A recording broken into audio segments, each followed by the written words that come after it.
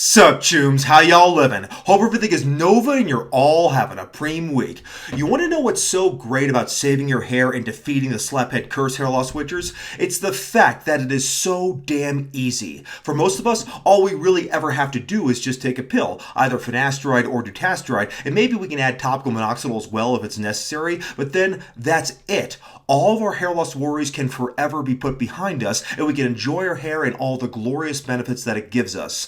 It's nice that we have access to such safe and effective medications that stop and reverse hair loss, but you know what would also be really nice for us? If we had an evidence-based, clinically proven treatment stack that worked at stopping skin aging just as well as finasteride and minoxidil work at stopping hair loss. Just imagine how cool it would be for us hair loss witchers if we could add to our grooming routine something that is just as good for our skin as minoxidil and finasteride are for our hair. That would be the fountain of youth. It would be the best thing since sliced bread. But there's no way something like that could really be real, could it? It sounds almost too good to be true. On the contrary, the ultimate skincare stack does exist. There are clinically proven products on the market right now that you can purchase that are the skincare equivalent of finasteride and minoxidil, and using them will keep your skin looking youthful, healthy, and vibrant indefinitely. I'm going to start with the most important product for skincare that has ever been invented. It's something that's so simple that it's sometimes very easy to forget to use it, but there's nothing else that will do more for your skin than this one simple product. I'm talking about sunscreen, chooms. Sunscreen is the finasteride of skincare products. Its benefits are so vast that it is hard to cover in just one video, but damn it, I'm going to try anyways. Anyways, I recommend everybody use sunscreen, and I'm not talking about sunscreen for just a couple times a year like a lot of people do, like when you go out to the beach and just want to avoid a sunburn. I'm talking about using sunscreen whenever you go outdoors every single day. Hell, you should even consider using it indoors most of the time, unless you're living in a house that doesn't have any windows like a vampire apartment. You probably don't have to use it at night though, because the closest star to Earth besides the sun, of course, is Proxima Centauri, which is about 39 trillion kilometers away, so any UV exposure from the stars is trivial. Now, I know someone's going to object to what I'm saying and say something like, "But Kevin, getting some sun is good for you. It's the natural way the body produces vitamin D, and you yourself said in a video that I'm sure you're going to link below that vitamin D deficiency is a real common phenomenon and could even cause hair loss. Not only that, but a little bit of sun gives you a nice tan and gives you a healthy appearance, right, bro?" Sorry, chooms, but that is all completely wrong. If you want to have radiant, youthful, and healthy looking skin for the rest of your life, then the sun is your enemy. All these carnivore influencers and crunchy mommy bloggers who recommend people raw dog the sun have had their brains fried by the sun. Ideally, if you want to prevent skin damage, premature aging, and even skin cancer, you should have zero exposure to the sun. That means either never going outdoors, or more practically, just wearing sunscreen when you do have to go outdoors. Also, for the love of all that is holy, please stop trying to get your vitamin D through sunlight exposure. Yes, I know vitamin D is important. It is an essential vitamin, of course, but trying to get your vitamin D through sun exposure is like trying to get antioxidants from cigarette smoking, because smoking, believe it or not, actually does increase the antioxidants in your blood, but smoking's got to be the worst possible way you can imagine to do that. Instead of trying to get your vitamin D from the sun, here's an idea. Just take a goddamn vitamin D supplement and be done with it. You can easily get enough vitamin D just by taking a daily multivitamin, which you probably should be doing anyways. Truth be told, even if you do spend a lot of time outside, you're still not going to get that much vitamin D from the sun anyways. And if you do, you're going to be risking your skin and your general health due to the toxic effects of the sun's ultraviolet radiation. Just think about this for a second, chooms. Every time you go outside when it's daytime, you are exposing yourself to a gigantic nuclear fusion reactor that is so large, 1.3 million Earths or 500 Jason Blahas could fit inside of it. Sure, it's 93 million miles away, but that's actually not as far away as you might think. I mentioned Proxima Centauri earlier, which despite being the closest star to Earth besides our own sun, of course, is still a whopping 25 trillion miles away. It's so far away that light from that star takes 4.2 years to even reach Earth, and that star is considered close to us by stellar standards, hence the word Proxima in its name. But light from the sun, on the other hand, only takes about 8 minutes and 20 seconds to reach Earth, and the sun is a much bigger star than Proxima Centauri. Proxima Centauri is only about 12% the mass of our sun, after all. I mean, if you want a good example of just how close a star can be to a planet, just check out this clip from Star Trek where it only takes several seconds for a missile to hit the sun. I guess the missile was going faster than light.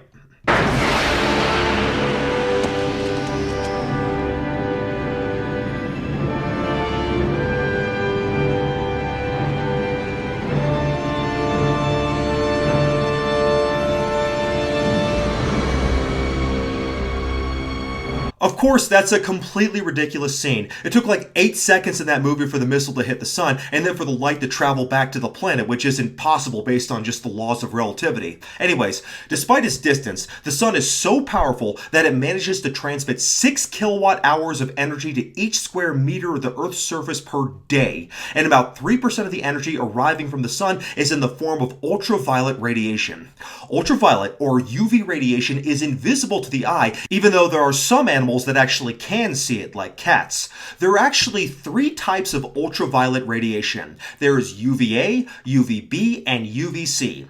These types are determined by the wavelength of the light. With light, the shorter the wavelength, the more energy the light has. The majority of UV light that is produced is UVA, which makes up 95% of the UV light that reaches the surface of the Earth. UVA light easily penetrates the ozone layer around the Earth, penetrates clouds, and even penetrates through window glass, hence why I recommended earlier that you should use sunscreen even if you are indoors. UVA penetrates deeply into the skin and is primarily responsible for skin aging and causing DNA damage that causes skin cancer. UVB light makes up only 5% of the UV light reaching the Earth's surface. It only penetrates the skin shallowly, but it is still a concern since it does cause sunburn and it's what causes skin tanning. It is less likely, though, to cause skin aging and skin cancer. Also, it is partially blocked by the clouds and the ozone layer, and it is completely blocked by the window glass that you have in your house or in your car.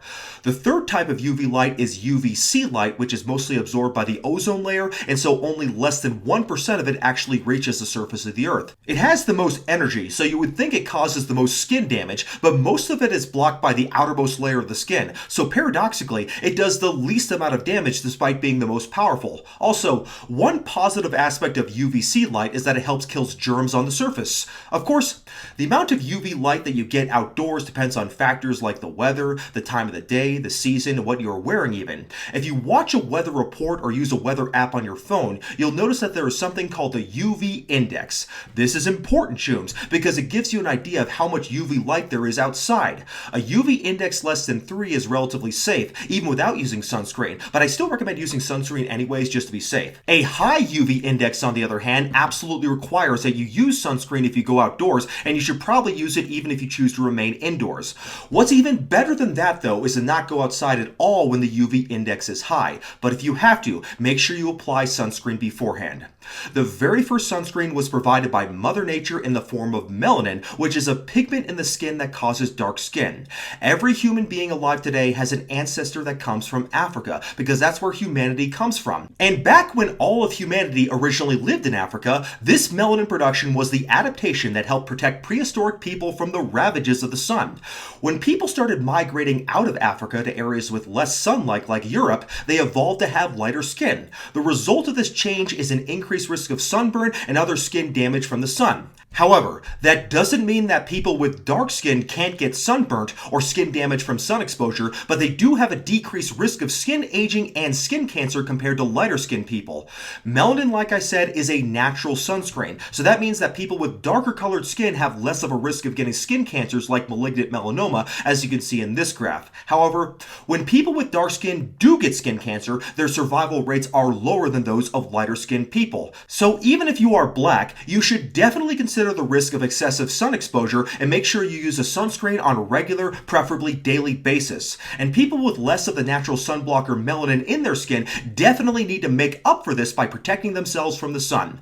Commercially available sunscreen has only been around for a little over 100 years, but people have used many different compounds as sunscreen for centuries, even millennia. The ancient Egyptians used substances like rice bran, jasmine, and lupine, also known as the blue bonnet, as natural sunscreens. The ancient Greeks and Romans rubbed olive oil on their skin, which has an SPF of 8, which isn't great, but it's better than nothing, and I'll explain what SPF means in a minute. So obviously, people have suffered sunburns since the beginning of history, but the cause of sunburns wasn't found out about until 1801, when a German scientist named Dr. Johann Ritter discovered ultraviolet light. But even after this discovery, it took another 88 years before it was proven in 1889 that UV light was what was causing sunburns in people. In 1896, the link between UV light and skin cancer was discovered, and in 1910, the first commercially available sunscreen was sold, though it wasn't very popular at the time. However, an unfortunate fad started in the 1920s and actually continued for decades. It really started with just one person, the fashion designer and businesswoman named Coco Chanel, whose name you might recognize from the famous perfume named after her, Chanel No. 5. Coco Chanel was seen sunbathing on the beach and developed a tan, and so people decided that was a cool look and started doing the same thing themselves. Because of this, tanning became very popular, and tan skin was considered a sign of good health, though in reality, it definitely is not. This happened at the exact same time that sunscreen was being developed as a commercial product, and so instead of being marketed as blocking the sun and preventing sunburn, it was instead called tanning lotion, and its goal was to produce a dark tan. If you look at magazine ads for suntan lotion at that time, you can see that deeply tanned skin was considered beautiful, and companies like Coppertone emphasized tanning rather than blocking the sun completely. The tanning craze got worse in the 1970s and beyond when tanning beds were introduced and became very popular. Perhaps most notoriously of all, the infamous quack Joseph Mercola was sued by the Federal Trade Commission for deceptively claiming that indoor tanning cannot cause skin problems while just so conveniently selling tanning beds himself. No surprise at all, of course, since Joseph Mercola is a con artist and a snake oil salesman. One can only guess how many cases of skin cancer this scumbag has contributed to. Anyways, as someone who has been on this earth for about 4.5 decades, I can say confidently that tanning is not as much in fashion nowadays. When I was a young man, young women from my generation were all into tanning, and so were a lot of men, but I don't see nearly as much of that these days, especially since we now have evidence that sunscreen with high SPF levels actually prevents skin cancers. Tanning is basically just an increase in melanin in the skin, which is your body trying to protect itself against skin damage from UV light. But of course, if you are getting tanned, you are also damaging your skin and risking getting skin cancer unless your tan comes out of a bottle. Anyways, this study here is a good review of the benefits of sunscreen in preventing skin aging and skin cancer. There are also numerous animal studies and even large, well-designed, randomized controlled studies in humans that show that regular use of sunscreen reduces the risk of certain types of skin cancer by 40%. Because of these studies, the American Academy of Dermatology recommends all people use sunscreen of at least SPF 30, although admittedly there is very little data on the utility of sunscreen for darker skinned people, but they should probably use it anyways just to be safe. Studies show that the higher the SPF, the more protection you get, so there's really no downside to using a higher SPF sunscreen, so I would actually recommend an SPF of 50 or higher as a minimum for most people. So, what does SPF stand for? It is defined as, quote, the ratio of UV energy needed to produce a minimal erythemal dose on protected to unprotected skin, unquote. So an SPF of 50 just means that it takes 50 times as much UV light to produce a mild sunburn on skin protected by sunscreen versus unprotected skin. There are two types of sunscreen. One kind just physically blocks the UV light and reflects it away from the skin. An example of this would be something like sunscreen containing zinc. One drawback is that these sunscreens are opaque and so show up on your skin as a white or tinted cream. The other type of sunscreen is made up of synthetic chemicals that penetrate the skin and absorb UV light. These sunscreens are often clear and so are often preferred for cosmetic reasons. So there are numerous types of sunscreen, as you can see in this table here, and new types are being developed all the time, including using new technologies like nanoparticles. Despite their differences, they are all equally as effective, so you should use just whichever one you prefer. But it's worth mentioning that one possible disadvantage of the chemical sunscreen variants is systemic absorption. There is one small study, this one here, that looked at this problem.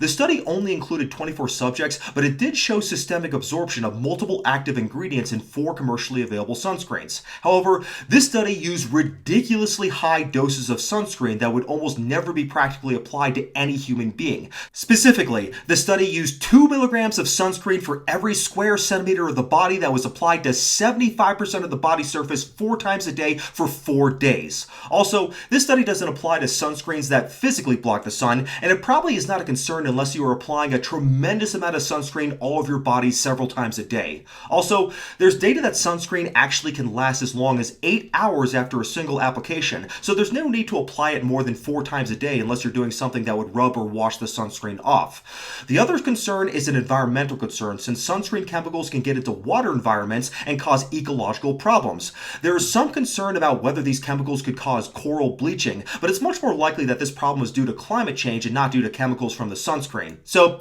if you want to save the coral, you should drive an electric car like I do and not worry that the small amount of sunscreen that washes off you when you swim in the ocean is ruining the environment. There is also the ridiculous claim that comes mostly from carnivore idiots that it's not the sun that causes skin damage, but rather it's seed oils. And since some sunscreens contain seed oils, sunscreen, according to them, actually causes skin damage. This is yet another bogus conspiracy theory involving seed oils, and I've made several videos about this that I'll link below, including one video where I've responded to what I've learned where he promotes Lamarckian evolution. But like I already showed, these claims are all easily debunked because there's plenty of evidence-based data that wearing sunscreen prevents skin cancer, and seed oils have nothing at all to do with this. Also, remember that sunscreen isn't even the only weapon we have against the sun. Hats should really come back into fashion again because they are a great way to protect your face from the sun. And before you ask, no, they don't cause hair loss. I actually talked about this in the first 10 minutes of another video I made responding to what I've learned, which I'll also link below.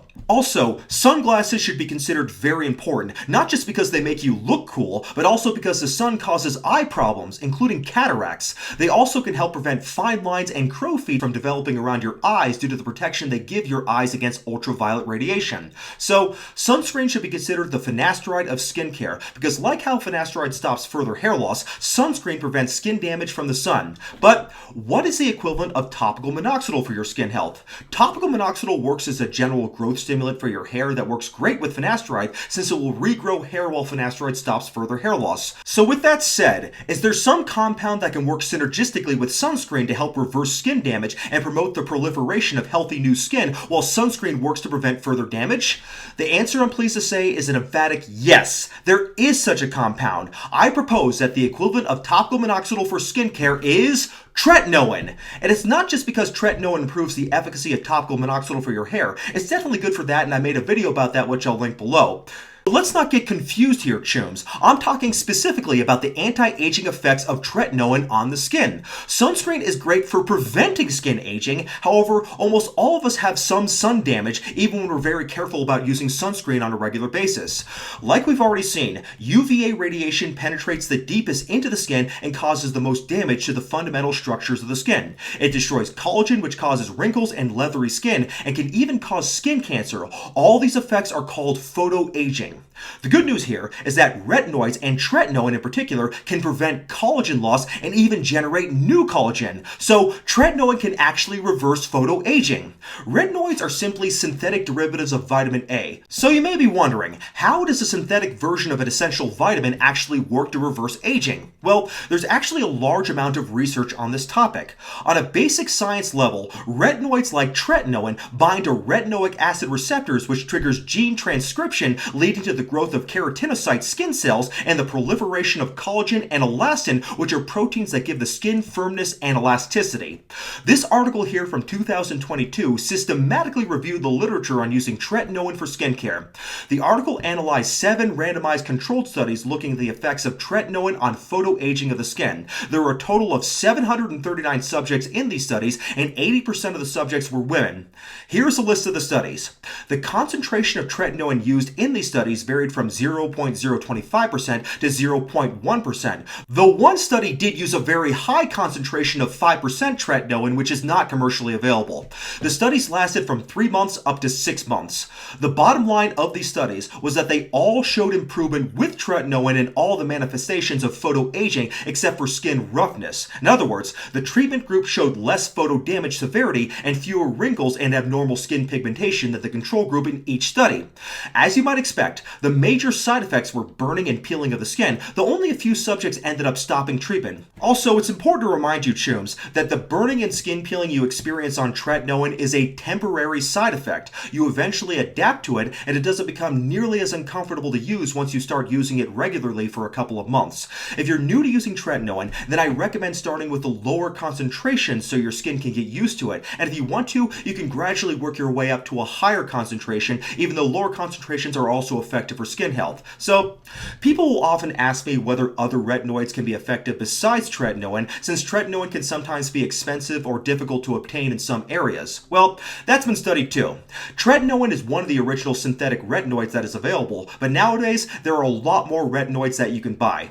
The newer retinoid drugs are better tolerated than tretinoin, and some of them could be useful if you don't tolerate tretinoin or you can't acquire it. This article looked at 25 studies where tretinoin was compared to other retinoids. One of the retinoids I get asked about a lot as a possible substitute for tretinoin is adapalene, which is a third-generation retinoid that is available over the counter. There was a small study comparing 0.3% adapalene with 0.05% tretinoin, and it was found to be comparable in efficacy and may cause less skin irritation. Another third-generation retinoid is tazarotene, also known as Tazorac. In 2 studies, 0.1% tazarotene was actually found to be superior to 0.05% tretinoin. However, it also caused more skin irritation than tretinoin. So, this review article concluded that although tretinoin is still the gold standard for retinoid treatment, other retinoids like retinaldehyde, pro-retinol nanoparticles, and alpha-hydroxy acids double conjugated retinoid, also known as AHA-RET, are the best second-line therapy if tretinoin is too irritating or if it's not available. So,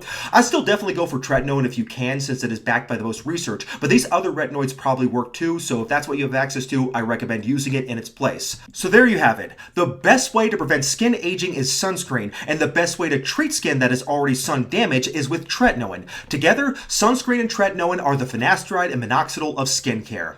It's also worth mentioning that tretinoin is a great adjunctive therapy for treating hair loss, especially in people who are poor responders to topical minoxidil, since tretinoin can upregulate the sulfotransferase enzyme, which converts minoxidil into its active form, minoxidil sulfate, and I made an entire video going over that, which I'll link below. So you may be wondering, what sunscreen and retinoid do I use? Great question, chums. Well, the sunscreen I like the most is Trader Joe's Facial Sunscreen. That's this bottle right here. This one is an SPF 40, which isn't too strong, I know, but I don't spend too much time outdoors, so it is definitely powerful enough for me personally. What I like about this sunscreen, though, is that it isn't greasy, so it doesn't make your face look shiny like a lot of other sunscreens do. It gives your skin almost a matte-looking appearance, so it's as close as you can get to wearing sunscreen without it looking like you're actually wearing sunscreen. Lastly, I use this generic brand of tretinoin, which I have a prescription for. This is the cream, although tretinoin can also come in a gel form, which I prefer since it doesn't leave any white residue on your face. Also, if you want to use tretinoin for your hair, then I definitely recommend getting the gel because it mixes better with other topicals like minoxidil compared to the cream. So, I don't currently mix tretinoin with minoxidil as I am already a good responder to topical minoxidil, but back when I did, I would take a couple milliliters of minoxidil and I'd put in a shot glass and then just mix in a few drops of tretinoin gel, and you only need a few drops and that would give me full coverage. So, like with the skin, tretinoin on the scalp can initially cause some redness, but don't panic because that's just temporary, just like it is with the skin, so just push through it and start with a low concentration if you're worried. Alright, chums, so there are a lot of other things that are good for the skin as well that I didn't cover in this particular video, like hyaluronic acid and a few other things, and I'll probably touch upon the topic of skincare again in a future video, even though this is a hair loss channel, but I really just wanted to take a moment to talk about the 2 most essential compounds for a good skincare routine. Whatever you decide to do, make absolutely sure you're using sunscreen and tretinoin because those will be doing the heavy lifting for skin health. Sunscreen is the equivalent of finasteride and dutasteride for hair, so if you have to use just one thing, make sure it's sunscreen, as it is by far the most important thing you can possibly use. Ideally though, you should use tretinoin too. Anything else you want to add on top of that is up to you, but sunscreen and tretinoin should be seen as the 2 skincare compounds that aren't optional. Any skincare routine that doesn't include sunscreen and tretinoin would be like a hair loss prevention stack that doesn't include a 5-AIR inhibitor, or a strength training routine that doesn't include squats. Without it, you're just wasting your time. So if you want to be a skincare witcher, sunscreen and tretinoin are your steel and silver sword. Alright, so I'll be back with some more hair loss content soon, but I hope you appreciated this little diversion. Thank you so much for watching, my fellow hair loss witchers. I'll see you all next time. God bless.